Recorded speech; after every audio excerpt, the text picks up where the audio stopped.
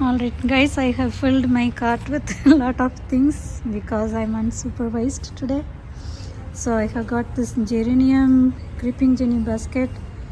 For some reason they don't have much blooms, but I'm hoping that last year they bloomed throughout the season, so I'm hoping I'll get more blooms this year. And then let me show you what I have got from Rose Plus. Alright, I have got golden showers climbing rose for 9.97, and the plant looks really nice. I'm hoping that this plant looks great, and this is the yellow color, so I'm pretty excited because I don't have yellow color rose in my garden yet. So this is going to be the next one. And then the frustria.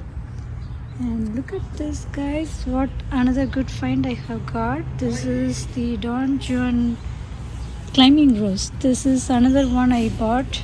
Actually it's a velvety red and it's a climbing rose again.